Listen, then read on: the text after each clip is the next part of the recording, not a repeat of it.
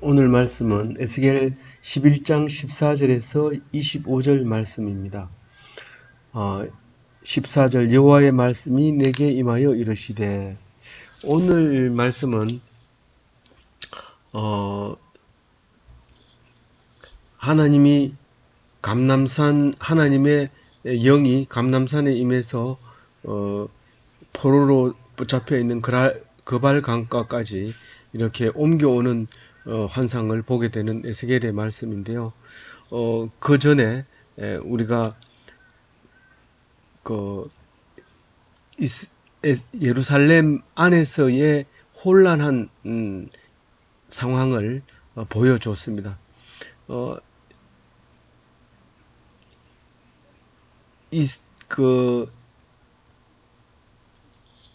망하기 6년 전에 이스라엘 예루살렘 성에서는 여러 가지 혼란이 일어났습니다. 그 하나님의 뜻을 알지 못하는 사람들이 있기 때문에 집을 지어야 된다, 말아야 된다, 때가 됐다, 안 됐다 이렇게 하면서 많은 혼란을 가지고 있을 때 하나님을 믿고 있지 않았다는 것입니다. 만약에 하나님을 믿고 있었다면 망하지 않았을 것인데 성전을 믿고 있었고 불법한 제사장들의 율법을 믿고 있었기 때문에 결국은 멸망하게 되었다고 이제 예언을 하게 되죠. 그리고 이제 그 영이 떠나는 장면을 오늘 말씀하고 계시는데요. 오늘 말씀은 그 여호와의 영이 아니라 여호와의 말씀이 내게 임하여 이르시되. 그러니까 요 앞에까지는 이제 그 환상 속에서 예루살렘에서 있었던 일이지만 지금 바벨론 포로에 끌려온 상태에서 하나님의 말씀이 임하게 되는 것을 볼 수 있는데, 그것은 그 하나님께서 이쪽으로 포로들 수용소로 하나님이 성소를 옮겼다는 뜻을 말하고 있는 겁니다.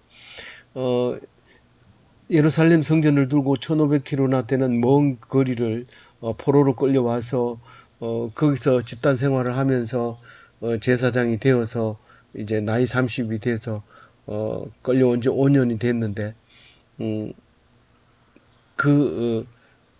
에스겔이 환상을 보면서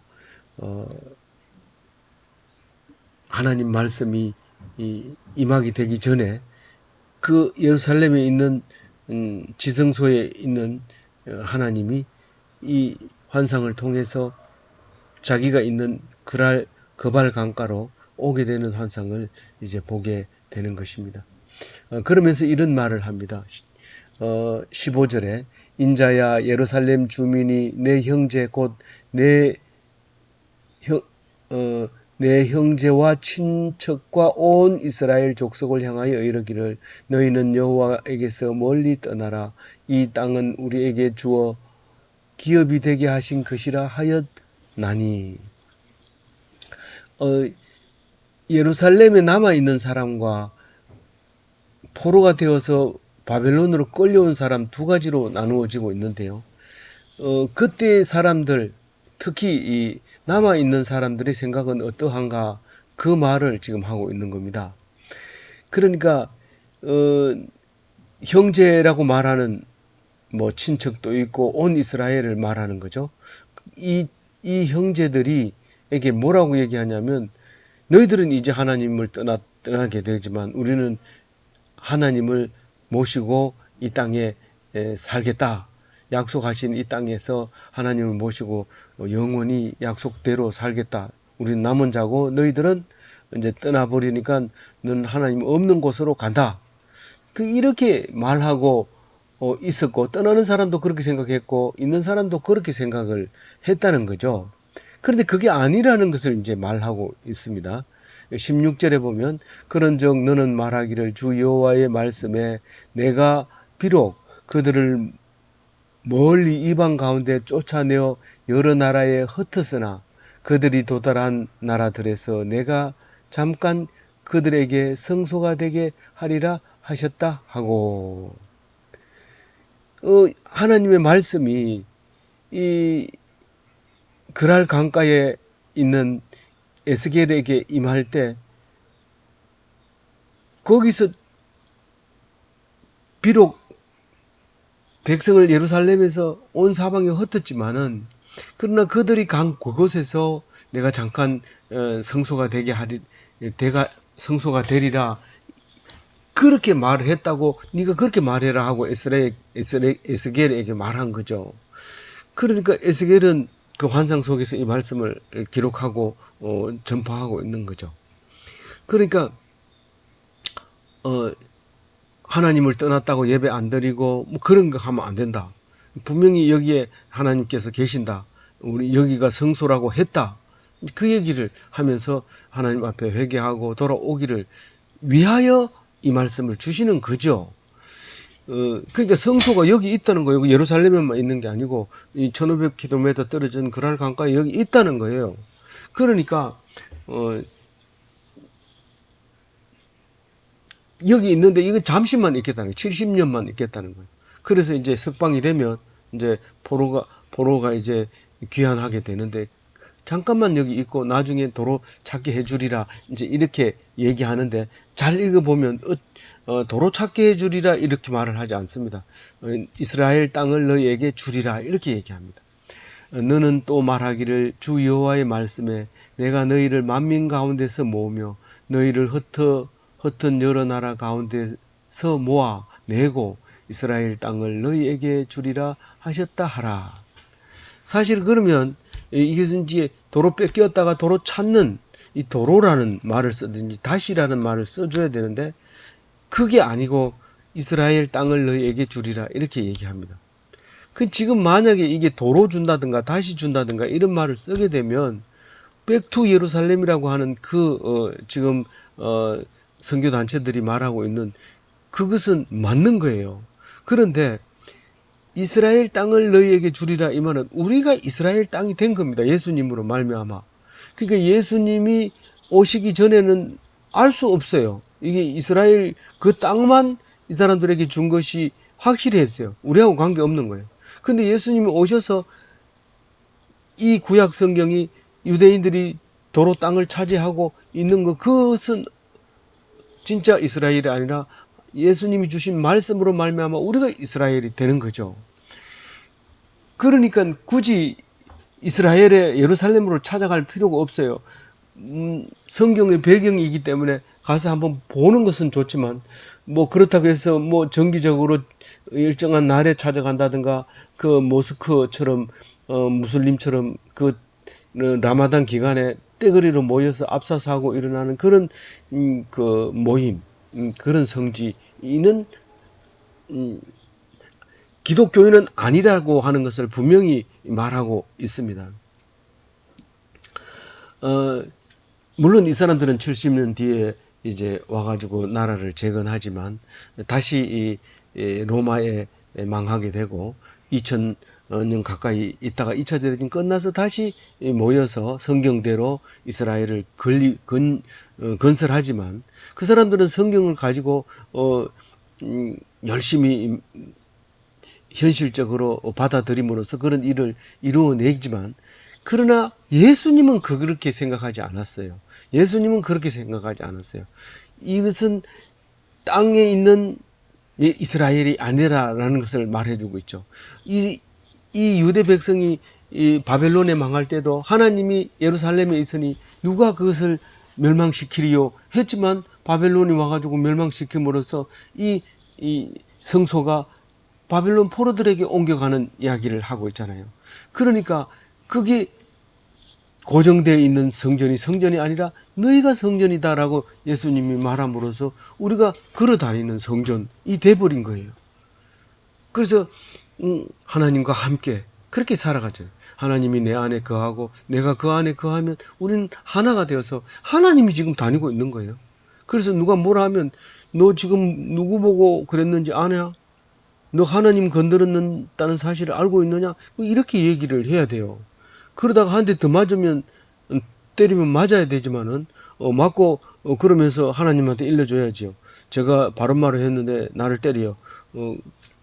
그럼 맞아라 이러면 또 맞고, 그러다가 심하면은 죽어라 이러면 죽어야 되는데 그렇게 죽었으면 예수님처럼 죽은 거예요. 그러니까 절대로 우리는 그 이스라엘, 예루살렘 여기에 연연하거나 그렇게 할 필요는 없습니다. 그러나 한 번씩은 구경을 하고 오고 보고 오는 것이 여러 가지로 우리에게 성경을 이해하는 데 도움이 되는 것입니다. 18절에는 그들이 그리로 가서 그 가운데 모든 미운 것과 모든 가증한 것을 제거하여 버릴지라. 참 희한한 말씀입니다. 희한한 말씀이에요. 이 이스라엘에 있을 때는 하나님을 안 믿었어요. 근데 그 끌려가서 사방에 흩어진 다음에는 자기가 믿던 우상 내버리고 하나님을 믿는 척 하면서 우상을 섬기던 것이 없어지고 진정으로 하나님을 믿게 되는 그런 일이 생기는 거예요. 참 희한하죠.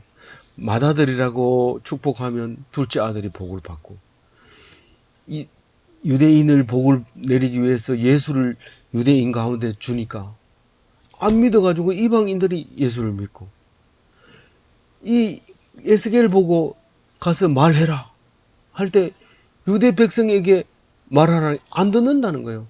차라리 그 말을 못 알아듣는, 히브리어를 못 알아듣는 이방한테 가서 얘기했으면 다 받아들일 거다. 그렇게 얘기합니다. 실제로 그 오순절날 성령이 임할 때 전부 방언을 합니다. 방언이 이 사투리입니다. 못 알아듣는 거예요. 각 지방 말로 하기 때문에. 그런데도 똑같은 성령이 내려가지고 다 알아듣는 거예요. 그 다 알아듣는, 서로 통용하는 거예요. 그 방언으로 통용하는 거예요. 말이 통한다고 해가지고 하나님의 같은 하나님이 되는 게 아닙니다. 그 하나님을 마음으로 열고 두려워하는 마음이 있으면 말이 통하지 않는 사람과도 하나가 될 수 있다는 거예요. 하나님 백성이 될 수 있다는 거예요. 참 이 말씀은 놀라운 말씀이죠. 그래서 19절에 내가 그들에게 한 마음을 주고 그 속에 새 영을 주며 그 몸에 돌 같은 마음을 제거하고 살처럼 부드러운 마음을 주며, 이 새로운 한 마음을 준대. 한 가지 단일 된 마음을 주는데 이걸 이제 다른 번역에서는 새 마음을 준다고 얘기했어요. 새 영을 주고 새 마음을 준다고 얘기했어요. 그러니까 새로 주는 새 영은 딱 한 가지 마음밖에 없는데 그것은 하나님을 섬기는 마음인 거죠. 그래서 하나님을 섬기면 마음이 어떻게 돼요? 딱딱해요, 안 딱딱해요? 이 몸에 돌 같은 마음을 없애버리는 거예요. 누가 뭐라 해도 이 마음, 뭐 잘했다 이래도 못했다 이래도 남이 못했다 하면 고소하다 이러고, 남이 잘했다 하면 그런 인간이 말도 안 돼 이러고, 또 자기를 잘난 척하고 또 자기를 뭐 험한 말을 하면 또 악한 마음. 이게 전부 다 이 딱딱한 마음, 돌 같은 마음을 가지고 있기 때문에 한 마음이 안 되는 거예요. 그래서 그런 걸 없애고 살처럼 부드러운 마음을 주는 거예요. 살처럼. 살보다 더 부드러운 거 없습니다. 그래서요, 뭐난, 비계가 아무리 좋다 해도, 무릎 비고 자면 최고 좋아요. 그런 최고 좋은 마음을 주겠다. 그러면서, 주면 어떻게 될까요?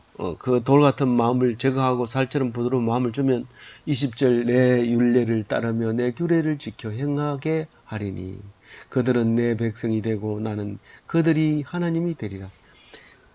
그 마음이 부드러워지면 하나님 말씀이 어땠지? 우리가 어떻게 살아야 되지? 우리는 유월절을 어떻게 지켰지? 뭐 이런 것을 행하게 됩니다. 그러니까 그들은 자동으로 내 백성이 되고 나는 그들의 하나님이 되는 것이죠. 내가 그렇게 하겠다는 거예요. 우리 이제부터 그렇게 해야지. 이게 아니라 하나님이 그렇게 만들어 준다는 거예요.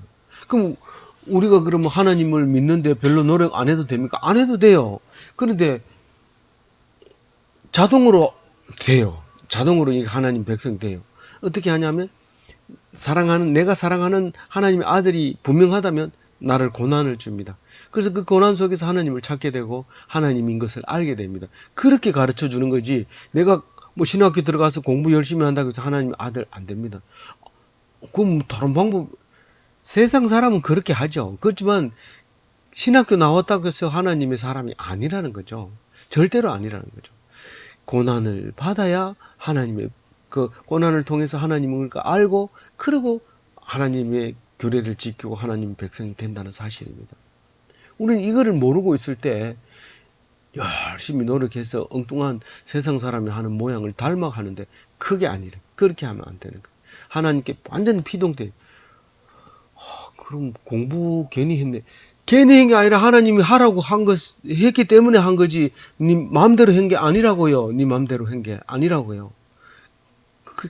그렇게 하나님께 믿고 감사해야 되죠. 그래서 꼭 하고 싶은 마음이 생기면, 성경 보고 싶어요, 좀 알고 싶어요, 이러면 기도하세요.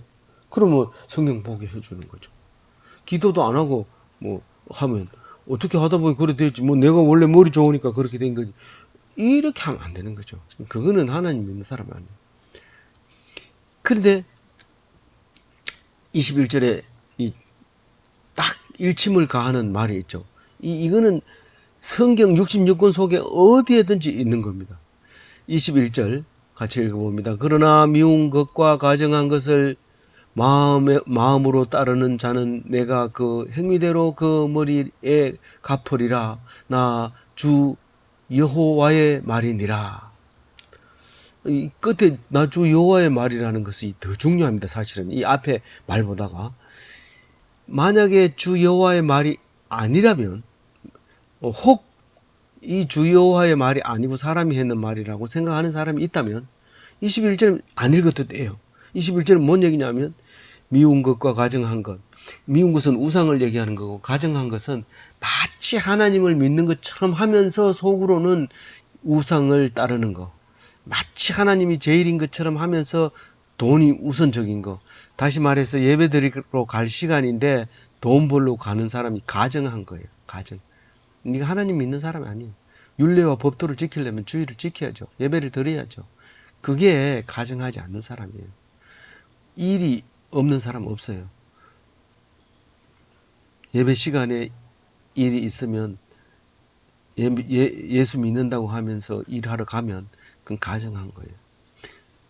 핑계가 있는, 다른 말로 얘기하면 핑계를 대는 사람은 가정한 것이에요. 그럼 일요일 날 일하는 사람 중에 기독교인은 없습니까? 일요일 날 될 수 있으면 안 가야 되지만, 일요일 날 일하러 가면 다른 모임에는 가야 될 거 아니에요. 다른 모임에는. 그것도 못 가고 그것도 못 가면 일 너무 많이 하는 거예요. 그렇게 하면 안 되는 거예요. 일 너무 많이 하는 거예요. 너무 많이 하면 안 돼요. 정말로 부득이하게 일요일 날 일해야 된다면, 그럼 다른 날은 수요일, 금요일 새벽기도 나가야 돼요. 근데 다른 날 얼마나 좋아요. 기독교인들을 위해서 주일날 쉬는 거 얼마나 좋습니까? 기독교의 영향을 받아서 그렇게 문화가 다 바뀌었는데도 그것은 기독교 문화라고 안 하고요. 엉뚱하게 생각하고 있어요. 기독교가 만들어 놓은 주의를 왜 그걸 놓쳐버리냐고요.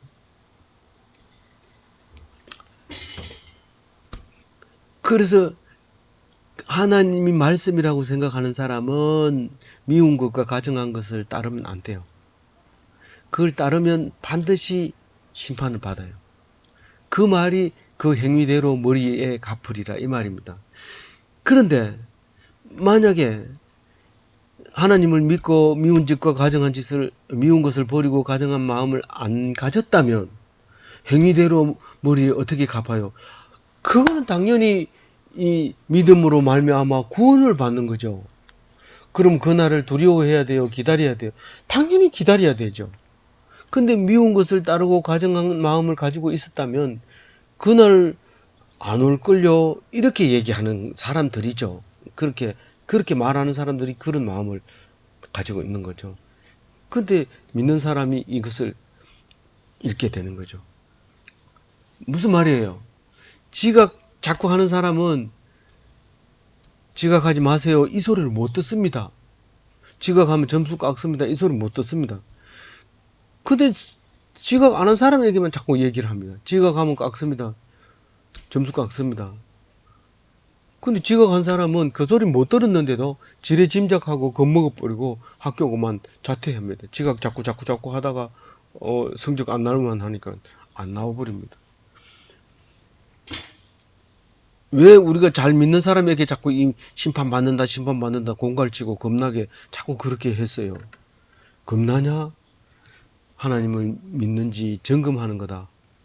네가 딴 길로 흘러가면 바로 죽는다는 사실을 알려주는 거다. 그 말씀을 하고 있는 겁니다. 22절에 그때의 그룹들이 날개를 드는데 바퀴도 그 곁에 있고 이스라엘 하나님의 영광도 그 위에 덮였더니, 이 그룹은 환상으로 보고 있는 거죠. 이제 요거는 앞에 것은 하나님이 말씀하셨지만은 지금 그 말씀이 임했다는 것이, 야, 에스겔이 말씀이 임했는데 예루살렘도 아니고 그 멀리 떨어진 데서 하나님 말씀이 임했다는 건 조금 그렇지 않냐? 뭐 그렇다면은 뭐 우리의 하나님이라고 말할 수 있겠냐? 뭐 이런 말을 할지도 모르는 유대인들에게 22절 말씀은 꼭 필요한 말씀이죠. 환상이었다. 하나님께서 보여준 거다. 그렇게 말하는 선지자의 말인 거죠. 그때의 그룹들이 날개를 드는데 바퀴도 그 곁에 있고 이스라엘 하나님의 영광도 그 위에 덮였더니, 1장부터 자세하게 이 그룹의 환상에 대해서 자세히 설명을 하고 있지만 이 설명이 그대로 22절에 적용되고 있는 거죠. 그러니까 그때가 어디냐면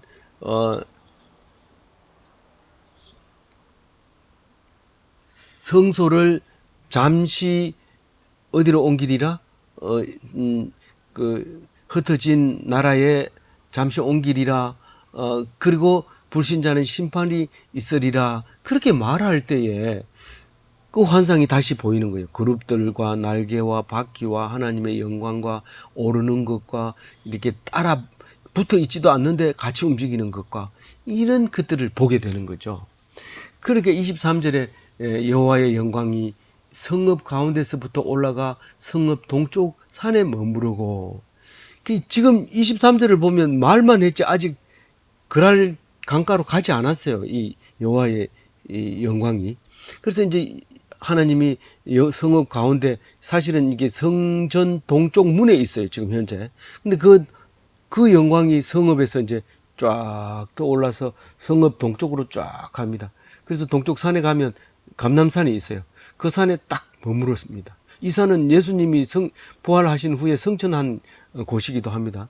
이 산에 딱 머무르고 있다가 이제 24절에 주의 영이 나를 들어 하나님의 영의 환상 가운데 데리고 갈대아에 있는 사로잡힌 자 중에 이르시더니 내가 본 환상이 나를 떠나 올라간지라.